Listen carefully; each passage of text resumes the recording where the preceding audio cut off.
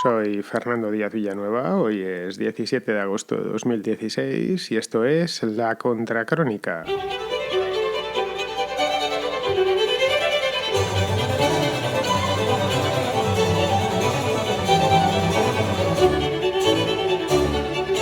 Falta más de un mes para las elecciones vascas y ya tenemos el primer escándalo electoral. Al parecer Arnaldo Otegi, que es el candidato de Bildu, quiere seguir siendo eso mismo, candidato, pero la ley se lo impide. La ley se lo impide por una condena que todavía, cuyos efectos todavía se mantienen en el tiempo, por lo menos hasta el año 2021.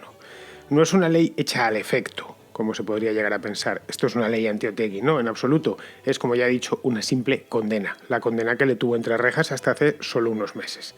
El hecho es que Otegi, que es un exterrorista de la ETA, no solo no puede, ateniéndonos exclusivamente a la ley, sino que además no debe. Alguien que ha sido terrorista y que aún no se ha arrepentido está total y absolutamente incapacitado, al menos desde el punto de vista moral, para presentarse a unas elecciones.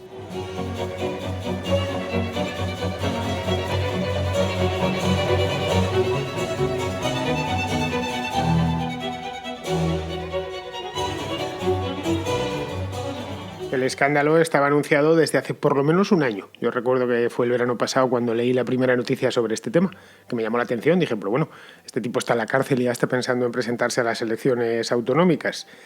Claro, con Otegi en prisión, pues no pasaba de ser algo puramente declarativo, de sí, cuando salga, y así eso, me presento a las elecciones vascas que van a ser en el año 2016. Y la cosa se quedó ahí. Ya entonces leí que era imposible porque le habían inhabilitado. Si vamos a la hemeroteca y miramos en las noticias del juicio, que fue en la Audiencia Nacional en 2011, veremos que una de las partes de la condena era la inhabilitación para sufragio pasivo, es decir, para ser elegido. Simple. Esto era la letra pequeña, evidentemente. En aquel entonces lo que más se sacó de aquella condena, o lo que más se destacó, fue los años que se iba a pasar en la cárcel, no su inhabilitación. Ahora, una vez cumplida la pena en prisión, pues viene la segunda parte de la condena, ¿no? Pero vamos, el verano pasado se hablaba del tema y se ha venido hablando de esta historia desde entonces. Los que siguen la actualidad en el País Vasco pues lo conocerán bastante mejor que los que la seguimos menos. Pero bueno, cualquiera que siga la actualidad y que lea los periódicos estaba al tanto de la jugada. El único problema era que estaba en la cárcel, nada más. Estaba en la cárcel de Logroño en concreto, y eso le impedía no solo ser elegido, sino además poderse siquiera dirigir a sus votantes, ¿no? Pero ahora ya no lo está. Salió en el mes de marzo, si mal no recuerdo, sí, fue entonces, hará unos meses, con gran escándalo, por cierto, y si bien ha cumplido su condena penitenciaria, la condena de cárcel no la ha cumplido totalmente.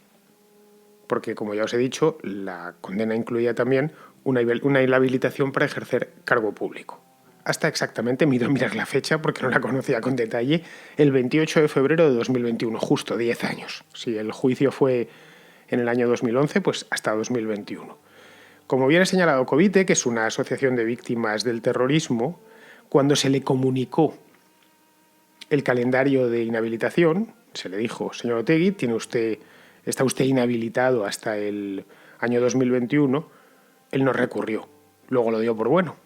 Esto es un buen argumento, sinceramente, que ha señalado Covite, lo tenéis en su cuenta de Twitter, por si queréis mirarlo, pues un escrito que han redactado y que han enviado a la audiencia, para que lo sepan, simplemente. Pero vamos, si él lo daba por bueno, sí es cierto que recurrió la condena en su totalidad. Se la mandó al Supremo, que la confirmó, luego la mandó al Constitucional, que hará cosa de un par de años la rechazó ese recurso, y cabría, pues llegados a un punto, de decir, bueno, sí, efectivamente, él rechazaba la condena en su integridad, incluyendo, lógicamente, el tema este de la inhabilitación.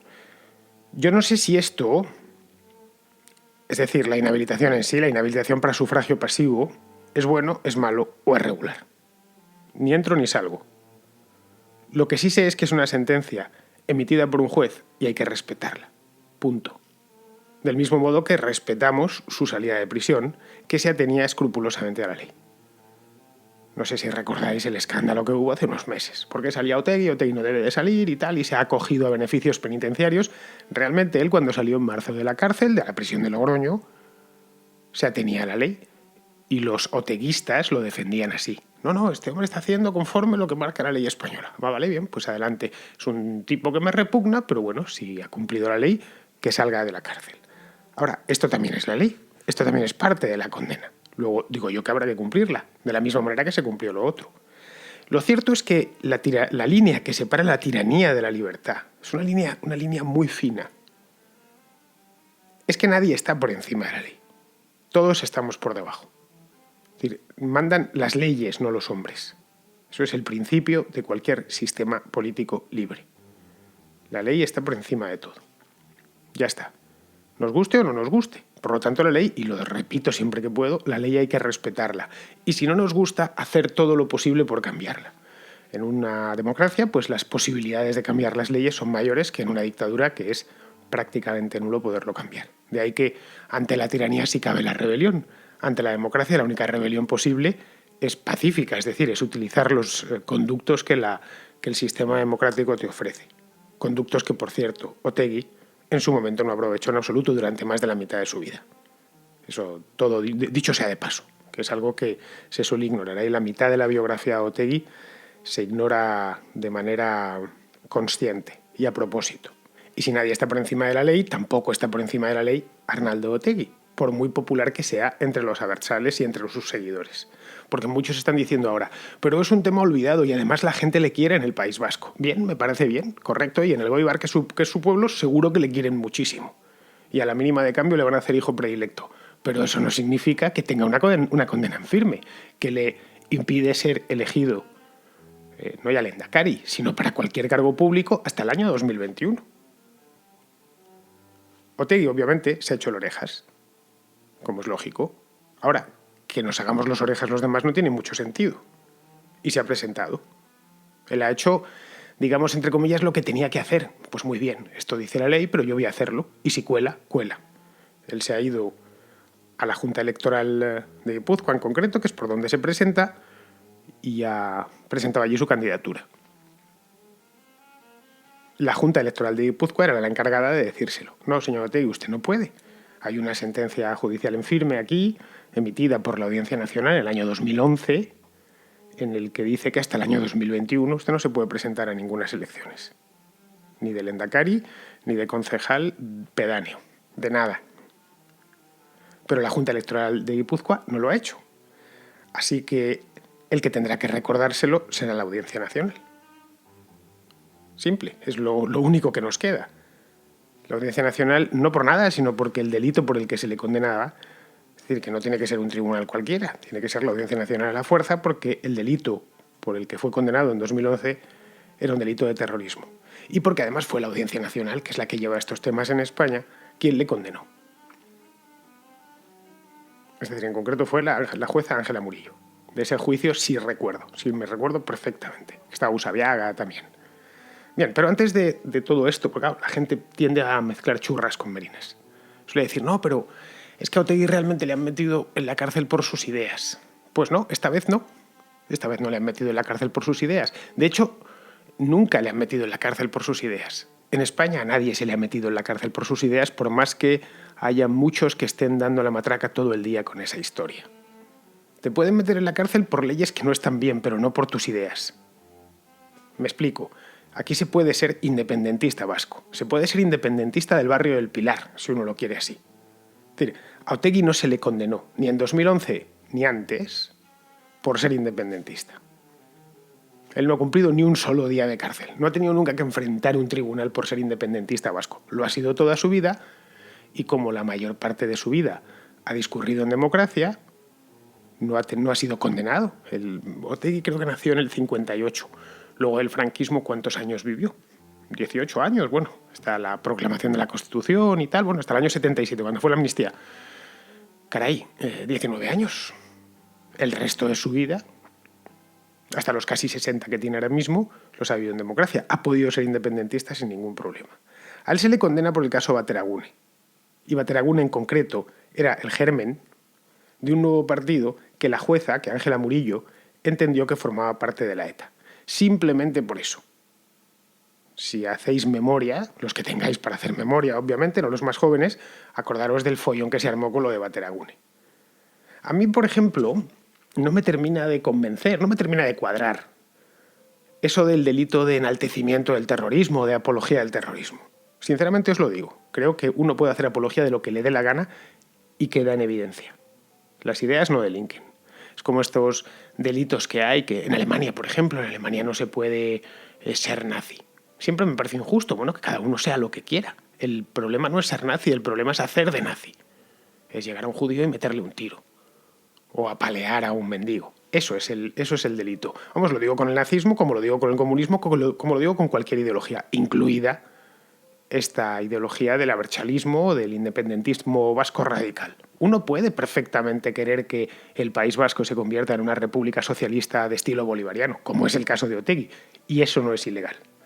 Ni siquiera promoverlo en los medios y decir, pues me encanta, pues estos señores hacen muy bien. Bien, mientras no lo hagas tú. Sí, ya sé que hay gente que con esto no está de acuerdo y me dice, ya, pero es una inducción. Expresar ideas no solo no es ilegal, sino que además no debe de serlo. Ahora bien, lo que sí me cuadra, y bastante, es que sea ilegal que los partidos dispongan de grupos armados paramilitares, que por cierto la Constitución española los prohíbe expresamente. O que los grupos armados paramilitares dispongan de partidos, que sería darle la vuelta al mismo argumento. Al parecer, según se desprende de aquella sentencia, y os invito a leerla porque está disponible, Bateragune era eso mismo, una especie de protopartido diseñado y dirigido por una banda terrorista. Ojo, no es que lo diga yo, es que lo decía una jueza.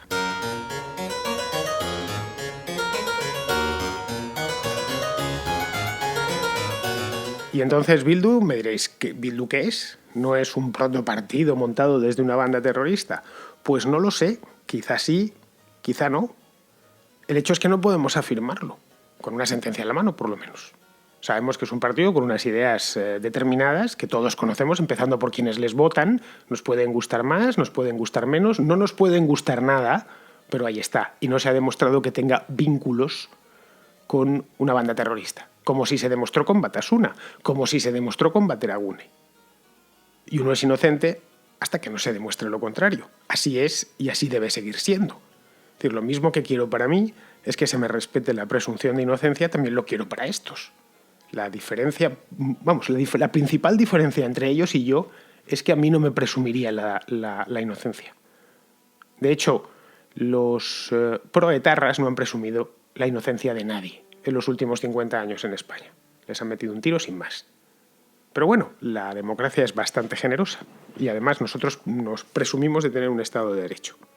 Por lo tanto, tú eres libre de defender lo que creas conveniente defender, siempre y cuando no sea con un arma en la mano. Por eso la ley prohíbe expresamente que existan grupos políticos paramilitares. Bueno, que existan grupos paramilitares en sí. La banda terrorista esa, ETA en sí era eso, era un grupo paramilitar. De hecho, ellos mismos se llamaban a sí mismos ETA militar. Consideraban que estaban en una guerra.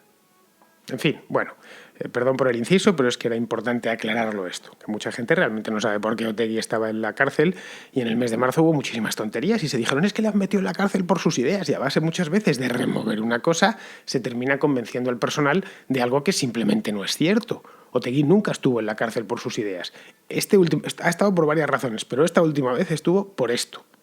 Porque la jueza de la Audiencia Nacional sospechaba y pudo demostrar que el partidillo o esa cosa que se habían montado, el Bateragune, el grupo de opinión que decía Otegi, era algo más que un grupo de opinión, nada más. Ahora bien, si Arnaldo Otegi solo tuviera esa mancha en el expediente, pues lo mismo pasaba desapercibida. Bueno, creo que pasaría desapercibida. Si ahora mismo saliese Arnaldo Otegi, todo lo que tuviera fuese esto, es decir, que se hubiese montado el Bateragune aquel en el año 2010, pasaría desapercibido. De hecho, probablemente no hubiera habido ni juicio. No hubiera habido ni acusación.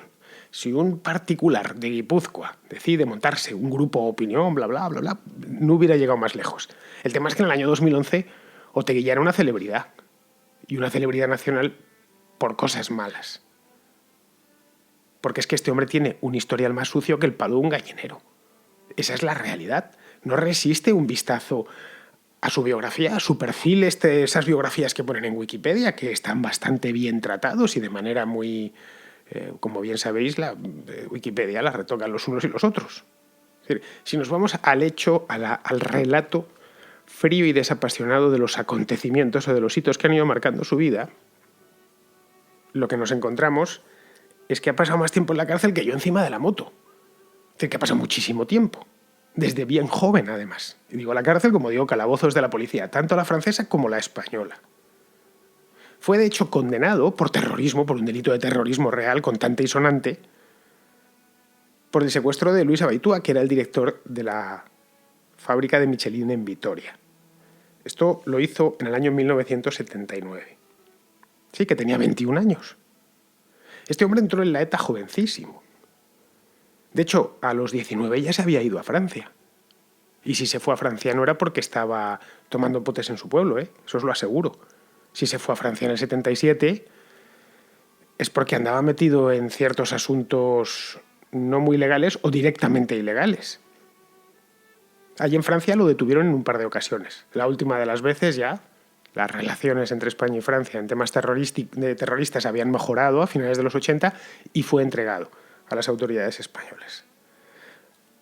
Amén de esto, le han acusado del secuestro de Javier Rupérez, del de Gabriel Cisneros, así que de robo de vehículos, de atracos. Caray, es una perla de hombre. Ojo, uno de los secuestros no le acusaba a la policía, le acusó a la François Maruenda, la etarra vasco-francesa. Es decir, no le vino la acusación del régimen ni del sistema, sino de una antigua compañera suya, una colega suya. Lo único que no se pudo demostrar. Y ya sabéis, se aplica la presunción de inocencia. No sé, no tengo ni idea si Arnaldo Otegi secuestró o no a Javier Rupérez. No lo sé. Ahora, no se ha podido demostrar, luego es que no. Podéis decirme, no, pero seguro que lo hizo. No lo sabemos, hasta que no se demuestre. La grandeza del Estado de Derecho es esa misma, que no se puede ir acusando a la gente por ahí. Ahora, en el caso de Abaitúa sí se sabe, y se tuvo que comer unos cuantos años de cárcel. Podríamos decir, como dicen algunos, que fueron tonterías de juventud. No, bueno, es que era joven, ya sabéis, la crisis en el País Vasco en los años 70, la reconversión industrial, como si hubiera sido el único sitio con reconversión industrial. Cantabria, pues una reconversión industrial de caballo, no digamos Asturias. Y no conozco yo ningún asturiano que se pusiese a matar. ¿Vale? Porque siempre te lo echan ahí. Es que, claro, hubo mucho paro y el franquismo. No, la policía franquista en Madrid no caneaba. Por favor.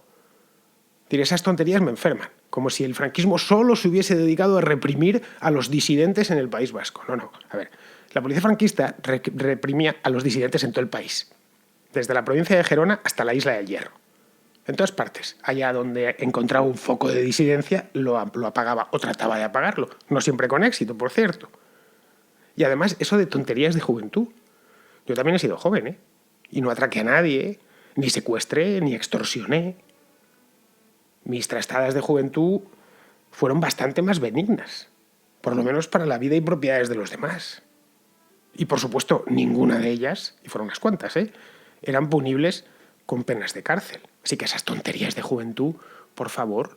No, pues que a él le tocó nacer en otra época distinta a la tuya. Bueno, tampoco es tan... Bueno, es mayor que yo, pero no es de... Caray, que no tiene edad ni de ser mi padre. Cierto es que yo no viví el franquismo y él sí, pero lo vivió de jovencito, de niño. No es que pertenezca a esos que se comieron el franquismo entero, no, en absoluto. Y aparte, conozco un montón de gente nacida en 1958, aquí en el mismo Madrid, en Barcelona, en Valencia, en cualquier sitio, y no se metieron a esto. Tampoco me vale la cosa generacional. Claro que algunos terroristas, y esto es cierto, han logrado reinsertarse. Reinsertarse significa de, bueno, efectivamente esto lo hice mal, ojo, rectificar es de sabios, y me quiero reinsertar a la vida civilizada. Se hizo en los años 80, después de aquella locura. Vamos, conoceréis nombres de terroristas de un lado y del otro, de esta banda, de aquella, que se reinsertaron.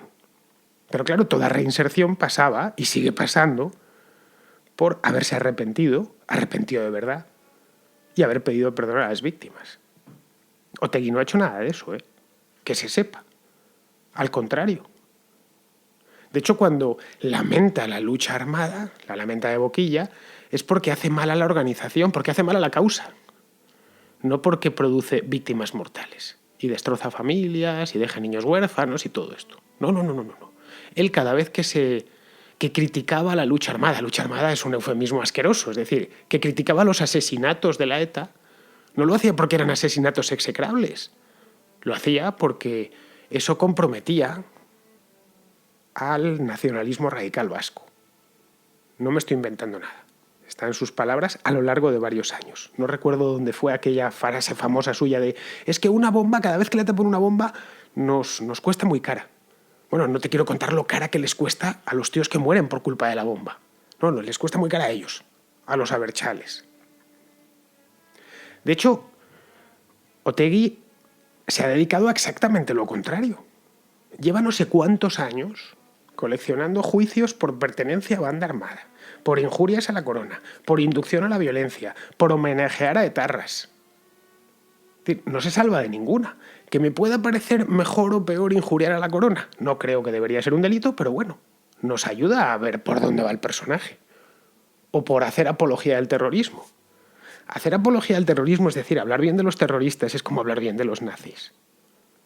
No debería ser un delito, pero debería ser objeto de un estigma social severo, muy severo. Y además te ayuda a conocer el lugar y la carretera por la que uno circula. Sinceramente, os lo digo, yo no veo a un tío así legitimado moralmente para presentarse a ninguna elecciones.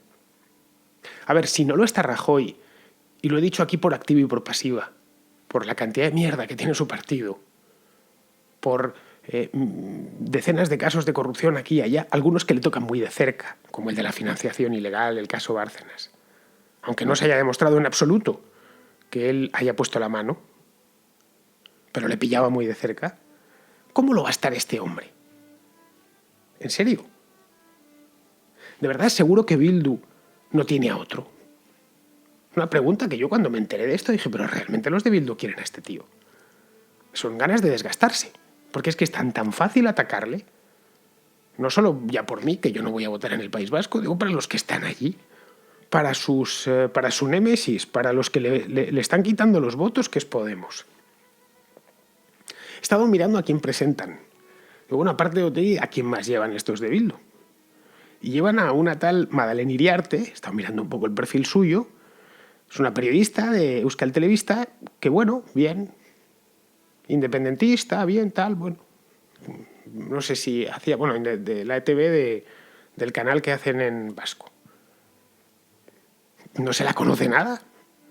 No, es que es independentista, pues me parece muy bien, la felicito. Yo también soy independentista, vasco no, perdón, yo soy independentista guipuzcoano. Yo a ver si tienen suerte y consiguen montar ahí un pequeño principado en la provincia de Guipúzcoa solo. Pues yo me quiero jubilar en Fuenterrabía. Eso sí, hay que conseguirlo sin matar a nadie. ¿Vale? Eso es lo importante. A diferencia de esta gente. Se puede prescindir sin ningún problema de Vizcaya y de Vitoria y de Álava. Incluso de media provincia de Guipúzcoa con San Sebastián, Fuenterrabía y la estación de tren de Irún, basta. El nacionalismo este identitario es tan absurdo que se desmonta en medio minuto por la radio. Es así, si tú quieres esto, pues yo quiero lo otro. Y además lo mío no está atado a identidad alguna, ni a idioma alguno, ni a la casa del padre, como decía Juaristi. Es simplemente porque me gusta el lugar y punto, no hay más. En fin, no sé, ellos verán. Entre tanto, la que tiene que ver es la Audiencia Nacional. Que no lo hará, que no va a haber. Y si no, al tiempo. Preguntas y respuestas. La sección de la contracrónica en la que el oyente pregunta y el hablante responde. Alberto Garín, que además de oyente de la contracrónica, es amigo mío, me escribe a cuenta de la contra del otro día, la que hice sobre el Estado Islámico, que la he estado escuchando, y me hace la siguiente precisión, por cierto, muy sabia. Me dice, el fenómeno de los Mahdi, estos iluminados musulmanes radicales, ha sido una continuidad en el Islam. El problema es que en vez de organizar el integrismo en versión control juvenil, bien, es decir, vamos aquí a ver cómo controlamos a los jóvenes y tal y cual, como si fueran una secta, es decir, como montar me pone el ejemplo de los davidianos, aquellos de David Koresh en Texas hace ya 20 años, ¿no? Pues les ha dado por la guerra. Entonces, lo que me comenta Alberto, ¿no? El contexto histórico, me dice, donde surgen los Mahdi, les ayuda además a ellos, ¿no? Es decir, el integrismo en todas las religiones y guerras en los países en las que pueden.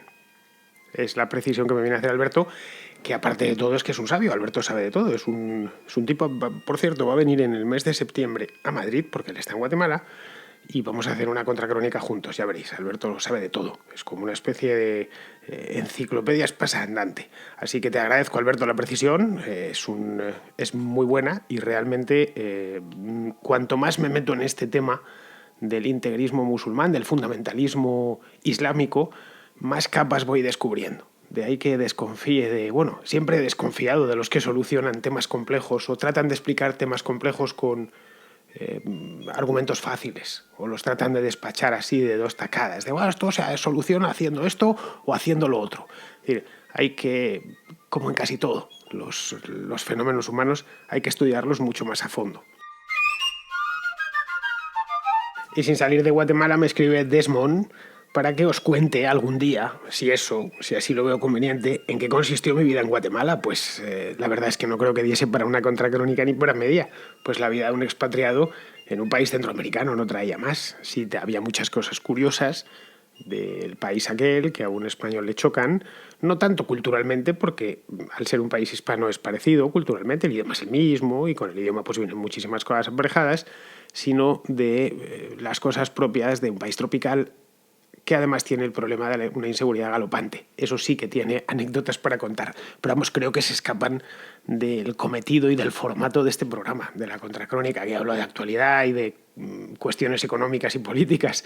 No es una guía de viajes. Ya me gustaría poder hablar de viajes, porque Guatemala, quitando esa parte de la delincuencia y la inseguridad, por lo demás es un país pues de los más bonitos del mundo.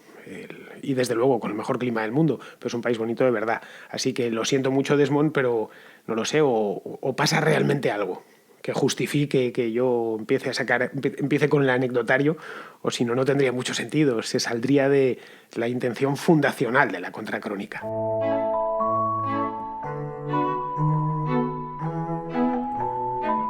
Y por último, Arturo Quero me pide que haga una contracrónica sobre Suiza.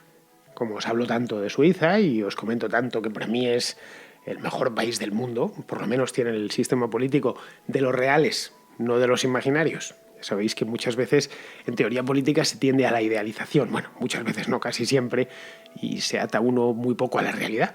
Entonces, no, a mí me encantaría que esto fuese así, así, pum, pum, pum. Bueno, vale, sí, muy bonito, pero al final lo suyo es, ya os he dicho muchas veces, la teoría, nos encantan las teorías, pero realmente lo único que vale es la experiencia.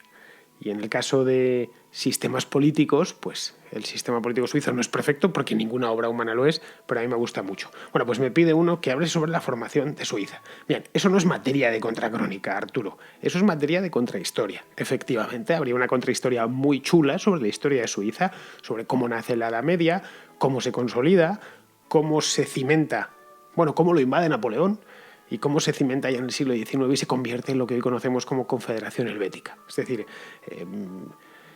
digamos que Suiza es una normalidad histórica. No debería existir. Si vemos las grandes tendencias históricas en el viejo continente, Suiza es una rareza. Quizá precisamente por eso, porque es una rareza, es digna de estudio. Y además es una rareza fantástica.